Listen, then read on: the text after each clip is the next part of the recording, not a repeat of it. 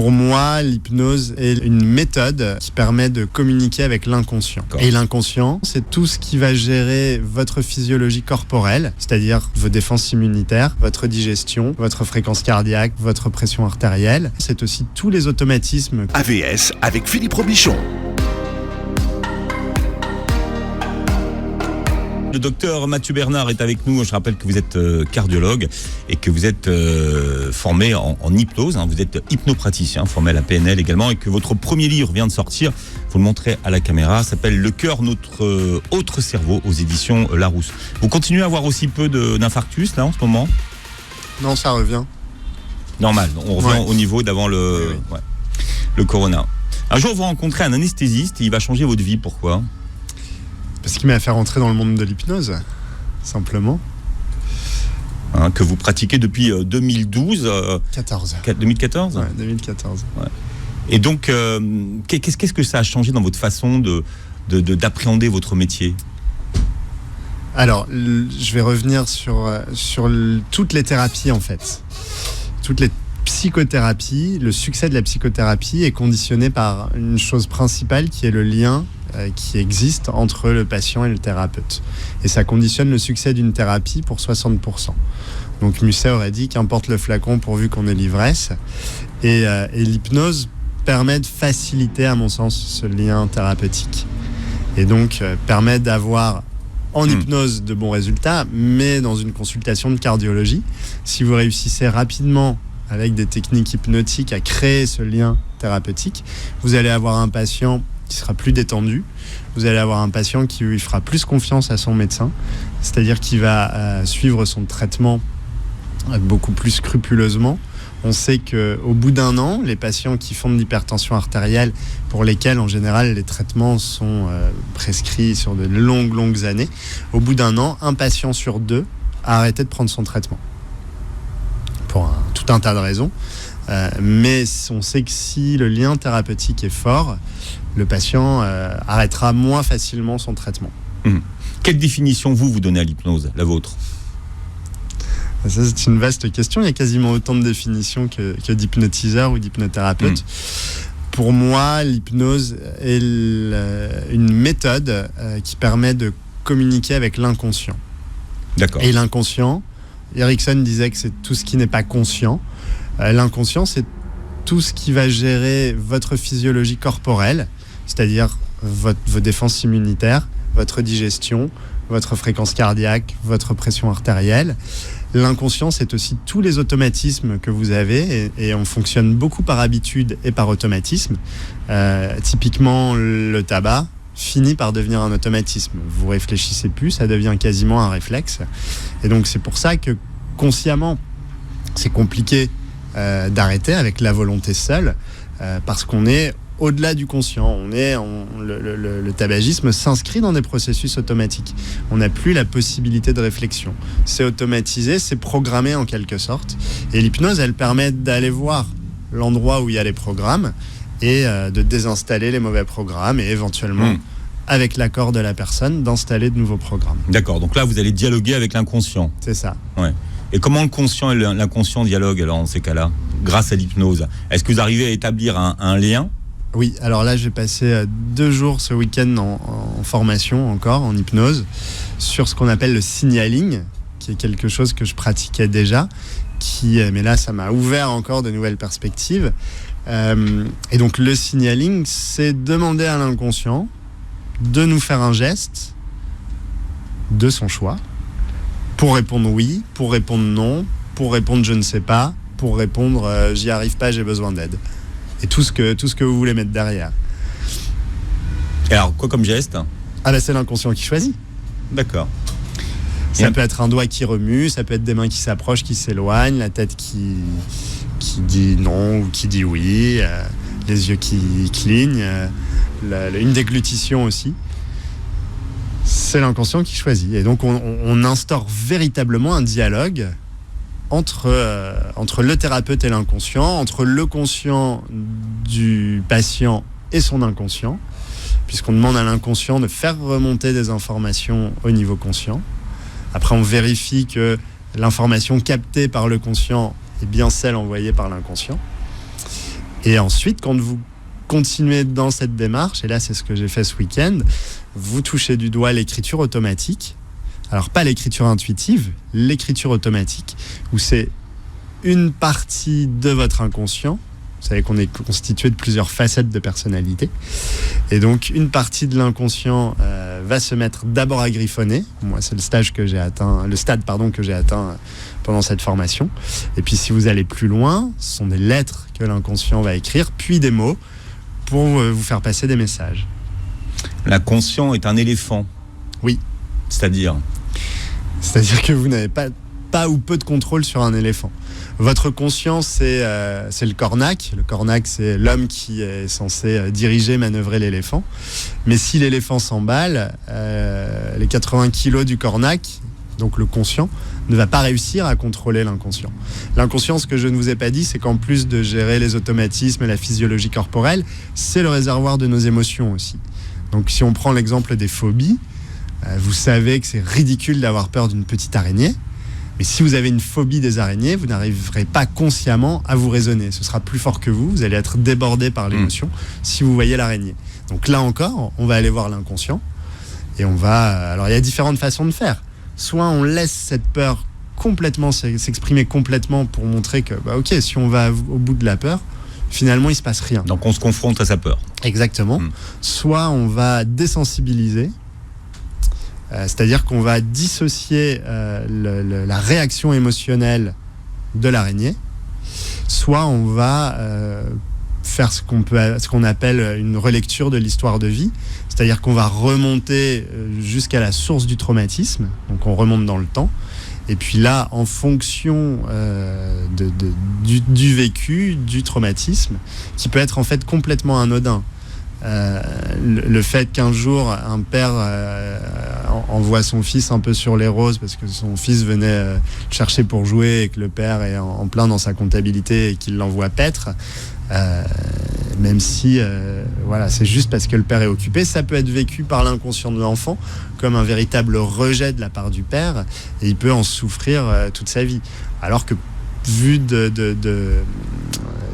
point de vue pour le père, pour lui, c'était anodin. Effectivement, il a envoyé bouler son fils, mais voilà, c'était pas plus que ça. Donc, peu importe l'intensité du traumatisme, peu importe la réalité du traumatisme, c'est l'intensité avec laquelle l'inconscient le vit qui peut occasionner le traumatisme. D'accord. Donc, ça se passe comment en séance quand vous êtes amené à revisiter l'histoire en séance d'hypnose ? Moi, je suis curieux. Vous êtes curieux ? Eh bien... Je suis curieux parce que quand je parle avec des psys ou avec des experts, il y en a une moitié qui est très dubitative sur l'hypnose. Il faut qu'ils viennent voir comment ça se passe en séance. C'est extraordinaire. Voilà, moi, ça a changé ma vie. C'est les psys, vous leur faites pas... Finalement, les psys, ils se disent, nous, on préfère que la personne vienne 15 ans en thérapie. Oui. Vous voyez ce que je veux dire ? Donc, bon, vous êtes en train de marcher sur les plates-bandes des psys qui mettent des années à revisiter l'histoire. Je vais me faire quelques ennemis, mais en thérapie brève... Vous avez l'air tellement bien élevé.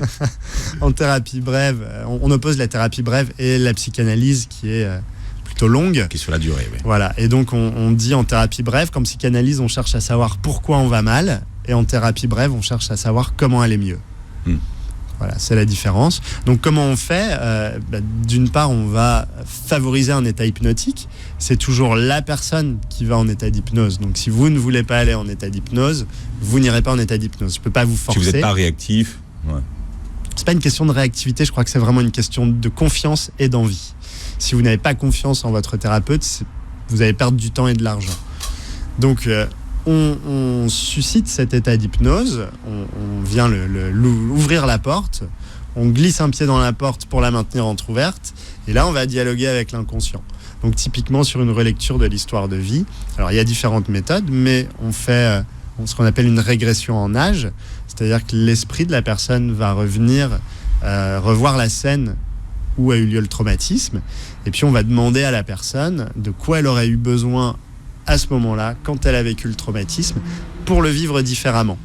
Alors, ce qui est magique aussi avec l'hypnose, c'est que elle est, à mon sens, basée sur les croyances du thérapeute et les croyances du patient. et que les croyances, elles sont faites pour être bousculées. Et donc, c'est au fil de mes lectures, au fil de mes formations, que je modifie ma façon de travailler, je teste. Et donc, avant, dans mon processus, quand je demandais à la personne ce dont elle avait besoin, si elle me disait j'aurais eu besoin d'un grand frère qui soit à mon écoute. Et je leur disais oui, mais le grand frère, c'est pas vous, c'est pas possible, c'est quelque chose d'extérieur à vous. De quoi elle aurait eu besoin, cette petite fille ou ce petit garçon, pour que là ça se passe mieux? Il aurait eu besoin d'un peu plus de légèreté. Bon, et là on leur apporte de la légèreté. Et puis un jour je revois une interne de pédiatrie et qui, en remontant le fil du temps, parce que c'est l'inconscient qui va identifier la source du traumatisme, et elle revit en fait la fois où elle a été hospitalisée en urgence pour être opérée de l'appendicite de mémoire, où elle a vécu cette opération vraiment comme un traumatisme, une séparation déchirante avec sa famille, la peur de ne pas les revoir derrière. Et donc là, je lui demande de quoi elle aurait eu besoin, et elle avait besoin de quelque chose qui était extérieur à elle. Et je me suis dit, c'est pas grave, on y va. Elle est interne de pédiatrie. Et je lui ai demandé de faire comme si elle, aujourd'hui, accueillait aux urgences la petite fille qu'elle était. Et je lui ai demandé de me jouer la scène, en fait, comme si elle s'occupait d'elle-même. Et à partir de ce moment-là, il y a eu beaucoup de changements dans sa vie. On a modifié le souvenir. Alors on peut se dire, mais c'est une reprogrammation, c'est un souvenir. Vous nous avez parlé de déprogrammation tout Exactement. à l'heure. Alors là, vous êtes en train de nous parler de reprogrammation. Voilà. Et un souvenir est forcément faux. La réalité est quelque chose de complètement subjectif parce qu'elle est filtrée. Chacun va vivre une même réalité différemment. Mais pourquoi un souvenir est faux ? Parce que le souvenir est issu de notre vérité, en fait. La réalité, c'est quelque chose d'objectif, mais personne ne peut la toucher du doigt. Là, c'est forcément subjectif. Là, vous avez 3 heures. Hein. Puis j'ai perdu quelques auditeurs, peut-être. Non, mais c'est intéressant. Pourquoi un souvenir est faux ? Pourquoi un souvenir est faux ? Alors, pourquoi la réalité est fausse, déjà ? Parce que la réalité, elle est filtrée par nos 5 sens. Il suffit qu'on soit un peu malentendant, et on ne va pas saisir de la même façon les mots qui sont dits. Donc il y a ces premiers filtres, et ensuite il y a nos valeurs, il y a nos croyances, il y a notre éducation, notre histoire personnelle, qui font que tout ça va être analysé, déformé, transformé par ce que l'on est, en fait, par notre personnalité. Et les souvenirs, en plus, on a tendance à les embellir, on a tendance à rajouter des choses, à oublier le mauvais dans certaines circonstances et ne garder que le bon. Parler aux parents de la petite enfance de leurs enfants, les premiers mois. On garde dans le souvenir que les moments heureux parce que c'est simplement magique. Mais quand on est dedans, qu'on est obligé de se lever au milieu de la nuit, qu'on est très angoissé parce que son enfant a de la fièvre, ça après on l'oublie, on garde que le côté magique. Donc comme le souvenir est faux, finalement, pourquoi ne pas le changer pour que la personne aille mieux après ? Donc ça, c'est une technique qu'on peut utiliser en hypnose. Il y en a des tas d'autres. C'est pas de la manipulation, ça. Alors, la manipulation est connotée de façon négative dans notre pays. Oui, c'est de la manipulation, mais si c'est de la manipulation qui est faite en accord avec la personne et pour son bien-être, en quoi est-ce que c'est choquant ? En état d'hypnose, la personne est consciente ? Parce qu'on parle d'inconscient et de... Ça dépend des états d'hypnose. Enfin, ça dépend de la profondeur. Ça dépend de la profondeur et du type d'hypnose. Il y a principalement 2 types d'hypnose. Il y a l'hypnose qu'on appelle stuporeuse, où là, c'est les gens que vous voyez s'effondrer sur scène sans aucun tonus musculaire. Et il y a ce qu'on appelle l'hypnose somnambulique, où là, justement, c'est plutôt en hypnose somnambulique qu'on va avoir ces mouvements de l'inconscient. Et c'est plutôt en hypnose somnambulique qu'on va vous faire le caniche ou le bulldog. Bien. Oui, c'est mieux. Après, ça dépend de son gabarit. Comment vous désinstallez une addiction ? Par exemple, vous parliez du tabac tout à l'heure. Comment est-ce qu'on désinstalle cette addiction ? Alors, il y a plusieurs méthodes. On peut aller analyser le pourquoi de la cigarette. On va chercher à comprendre qu'est-ce que cette cigarette apporte à la personne. Et ensuite, on va travailler sur ça. Il y a certaines personnes qui, là j'ai eu des récits assez récents, où en fait la cigarette du matin, c'était le seul lien qui restait à cette personne avec son père dont elle se souvenait que tous les matins, en allant ensemble à l'école, son père allumait sa cigarette. Donc, lui priver de cette cigarette, c'était le couper en quelque sorte de son père. Le deuil n'était pas fait, donc il a fallu là travailler sur le deuil du père. Et ensuite, la personne a pu lâcher la cigarette. On a Karima qui est avec nous. Karima, bienvenue. Oui, bonjour Philippe. Bonjour Karima. Je voulais vous remercier d'abord pour tout ce que vous faites, Philippe. C'est vraiment très bien, on apprend plein de choses. La qualité, elle est au top. Vos émissions, continuez. Et on est là à vous écouter, ça fait vraiment plaisir. Bon, alors ma semaine est faite là parce que le docteur Mathieu Bernard m'avait détruit ma semaine. Qu'est-ce que vous avez comme question, Karima? Alors, j'écoutais ce que vous avez dit depuis tout à l'heure. Donc, si j'ai bien compris, au fait, l'hypnose, elle agit sur un comportement, sur quelque chose qui est acquis dans la vie. Donc, est-ce que l'hypnose, on peut la pratiquer sur quelque chose d'inné, au fait, sur ce qu'on est en réalité? Je dis ça, je pense à quelque chose, par exemple, sur un caractère, sur la timidité, sur des choses comme ça. Est-ce que c'est forcément sur quelque chose qu'on a acquis dans le temps, ou on peut, au fait, la pratique s'élargit un petit peu? Alors bonjour Karima, c'est une bonne question, mais est-ce que vous pensez que la timidité c'est quelque chose d'inné ou c'est quelque chose d'acquis? Vous savez, je vois ça parce que je pense à moi, je pense à ce que je suis, parce que moi je l'étais et c'était quelque chose qui était très handicapant dans ma vie. Et quand je vois mes enfants, j'en ai 3, donc j'en ai 2 qui sont très très timides et pourtant j'essaie de leur proposer ou de leur un environnement vraiment qui est propice au bon développement de l'être humain, mais je pense que la timidité, oui, il y a un caractère, c'est un tout, mais je pense qu'il y a quelque chose de génétique, il y a quelque chose d'inné quand même. Moi, je pense que c'est quelque chose d'acquis. Après, on ne sait pas qui a raison, qui a tort. Vous avez la croyance que c'est quelque chose d'inné, j'ai la croyance que c'est quelque chose d'acquis. C'est une croyance, on peut travailler sur la croyance. D'accord. Donc vous pensez que l'hypnose, ça marche? Je pense que l'hypnose marche, oui. Ah, Fonctionne sur la timidité, oui. En fait. Sur la timidité, oui. Après, si vous êtes quelqu'un de nerveux, c'est que peut-être vous avez une colère dirigée contre quelqu'un, contre quelque chose, et on va explorer tout ça en hypnose. J'ai encore vu je parle de ce week-end de formation que je viens de passer parce que c'est très frais à mon esprit, mais et puis c'est surtout qu'on voit les manifestations de l'inconscient, on les touche du doigt, c'est le cas de le dire, et l'inconscient est quelque chose d'extrêmement puissant, d'extrêmement bienveillant, et que c'est un réservoir de ressources absolument incroyable et que l'on active ces ressources grâce à l'hypnose. Donc, si c'est une question de caractère, d'habitude, oui, je vous encourage à vous tourner vers l'hypnose, mais plus que vous tournez vers l'hypnose, vous tournez vers un thérapeute en qui vous avez confiance, quelle que soit la méthode qu'il utilisera pour débloquer les problèmes. D'accord, c'est très clair et c'est plutôt une bonne nouvelle. Attendez, pour rebondir sur ce que vous venez de dire, Karima, oui. On a l'impression qu'il y a un côté magique sur l'hypnose. Est-ce que le patient, par exemple, qui est timide, il est acteur de cette transformation? Ça dépend des patients. Effectivement, vous avez des patients qui viennent voir le thérapeute en disant allez-y, bossez, faites ce que vous voulez. Voyez, ouais.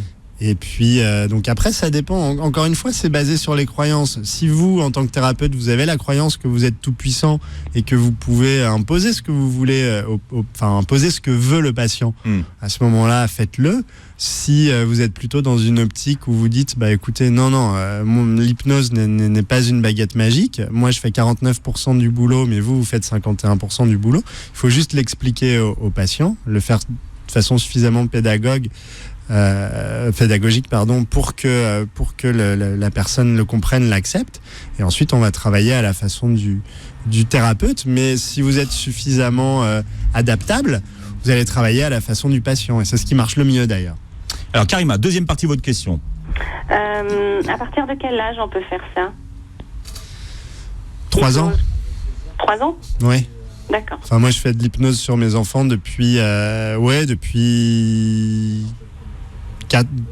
depuis que j'ai été formé à l'hypnose, j'ai commencé en 2014 et mon fils est est né en 2010. Donc oui, j'utilise des petites techniques hypnotiques pour soulager les douleurs, pour soulager les colères, les tristesses, etc. Et vous constatez que ça marche? Oui, ça marche. D'ailleurs, les enfants ensuite... Le bisou magique, c'est de l'hypnose en fait. Voilà, en fait, je fais des bisous magiques, mais avec cet apport de l'hypnose qui fait que mes enfants viennent me voir quand ils ont mal. La prochaine étape, c'est de les autonomiser, mais ils sont encore un peu petits pour ça. Mais ils viennent voir leur papa pour que leur papa leur enlève la douleur. Ils disent « Papa, j'ai mal là. » Oui, et je veux que tu l'enlèves. Ok, on l'enlève. C'est magique. Écoutez, c'était très clair. Merci beaucoup. Merci Karima. Au revoir. C'est vous l'auditrice magique. Alors Radija est avec nous. Radija, bonjour et bienvenue. Oui, bonjour Philippe, bonjour docteur. Bonjour Radija. Voilà, bonjour. Moi j'ai un souci, je suis hyper tendue depuis des années, mais par contre j'ai subi la guerre d'Algérie où vraiment la PJ venait souvent chez nous, même si on n'a rien fait, ils prenaient ma mère, on avait le grand-père, mon grand-père, mes tantes, les emprisonnements et tout, et on restait seuls et on n'avait pas à manger, on n'avait rien. Et aussi, après, j'ai travaillé comme je suis infirmière puéricultrice, j'ai travaillé avec des enfants malades en accueil thérapeutique. Donc, j'ai subi les parents, les enfants en difficulté, les psychiatres, les psychologues. Ma pension arrive à 26. En plus, j'ai perdu après mon mari, contaminé par l'amiante, où quand il est décédé, on n'a rien eu. J'étais vraiment en grande difficulté. Heureusement, là, maintenant, c'est arrangé. Ma fille est notaire. J'ai tout fait pour que mes enfants soient bien.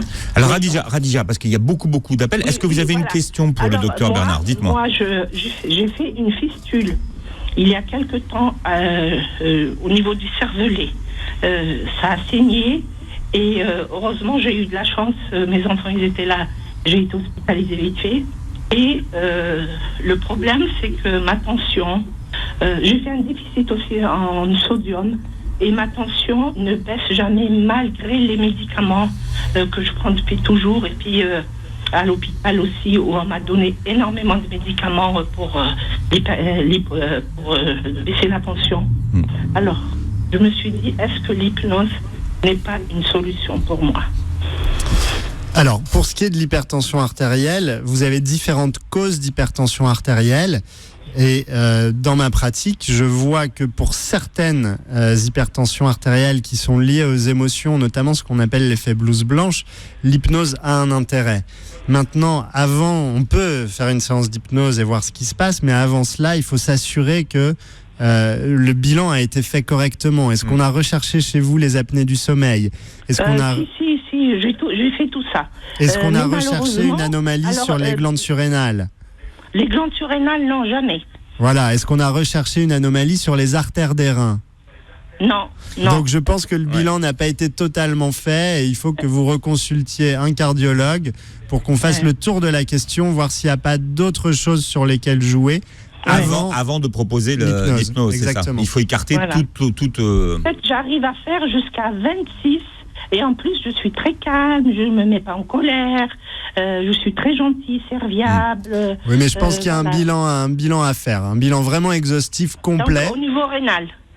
Au niveau rénal, au niveau des surrénales et au niveau rénal, oui. Si le bilan a été fait au niveau des apnées du sommeil. Je vous remercie, docteur. Vous je vous en êtes prie, très madame. Parce que jamais on me l'a proposé.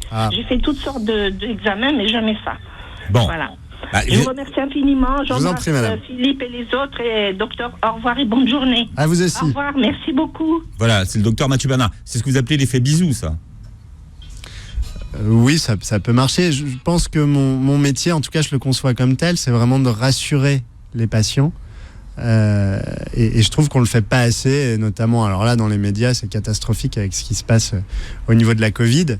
Mais ça fait plus d'audience. Il faut quand même expliquer aux gens que y a une dramatisation parce qu'on s'est rendu compte que ça faisait plus d'audience aussi. Oui. Les unes catastrophiques ont toujours. Il y a une étude qui avait montré qu'il y avait une augmentation des ventes de 30% de mémoire. Voilà. Donc effectivement, on a plus intérêt à être catastrophiste. Les belles histoires n'intéressent plus grand monde. Alors, on va essayer d'accueillir Samira rapidement, qui arrive sur la dernière ligne droite. Alors, j'espère qu'elle va pas nous faire stresser. Mais elle est prioritaire parce qu'elle appelle de Toulouse. Samira, bonjour et bienvenue. Oui, bonjour. Bonjour Samira. Bonjour Samira. Bonjour à vous aussi.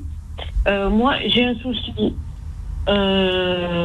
J'ai un problème de sommeil. Je dors pas la nuit ni le jour. Un problème d'insomnie alors? Ouais. D'accord. Et je voudrais savoir s'il n'y a pas... Est-ce que par exemple l'hypnose, ça peut venir, ça peut. Ça peut. Alors, ce serait bien de faire un bilan avec un spécialiste du sommeil pour s'assurer qu'il n'y ait pas ce qu'on appelle une pathologie du sommeil qui pourrait expliquer cette insomnie. Oui. Mais si le bilan est normal, dans ce cas-là, oui, je vous recommande l'hypnose ou une autre technique de thérapie brève pour aller explorer ce qui se passe au niveau du sommeil. D'accord. Ok. Est-ce qu'il y a un effet bisou pour faire dormir, tiens, docteur Bernard? Alors moi, ce que je vous conseille, ça c'est uniquement ma pratique personnelle, vous investissez dans un livre audio, un livre plutôt un essai, quelque chose où il faut vraiment se concentrer pour comprendre, et vous le mettez en vous endormant avec une petite minuterie, en vous couchant, vous éteignez la lumière et vous écoutez le livre audio. Chez moi, ça marche du tonnerre. Un livre... Un livre audio que vous écoutez en fait en vous endormant. Enregistré, Ah, quoi. d'accord. Ouais, on vous raconte l'histoire. D'accord. Voilà, Samira. Merci beaucoup. Merci, gros bisous, Samira. Merci à vous. Au revoir. Les patients, on pense toujours que pendant l'hypnose, on dort, mais est-ce qu'on dort? Comme je vous le disais, ça dépend des types d'hypnose. Vous avez l'hypnose stuporeuse où là, vous vous affalez. Mais c'est vraiment un sommeil, c'est ce qu'on a. Non, c'est différent du sommeil. Ouais, c'est c'est ça. différent du sommeil en termes d'activité électrique du cerveau. Voilà, c'est comme ça qu'on le sait. Mais ça s'apparente à du sommeil. Et comme je vous le disais, l'hypnose est essentiellement fondée sur les croyances. Donc quand vous allez voir un hypnotiseur de spectacle, si vous avez la croyance que l'hypnose c'est du sommeil, effectivement, quand il claque des doigts, vous allez vous affaler sur scène. Mais si vous avez la croyance ou si vous savez que vous pouvez être en état d'hypnose debout, les yeux ouverts, ça c'est possible aussi, eh bien quand l'hypnotiseur de spectacle claquera des doigts, vous pourrez rentrer en état d'hypnose mais tout en restant debout. Bon, on n'a pas eu le temps de faire de la cohérence cardiaque, on en fera la prochaine fois. Je rappelle que votre livre s'appelle Le cœur, notre autre cerveau, aux éditions Larousse. Vous réécoutez l'émission en podcast si vous n'avez pas pu l'écouter en entier, ou vous la regardez sur la chaîne YouTube. Docteur Mathieu Bernard, merci d'avoir été avec nous ce matin. À bientôt. Philippe. À bientôt.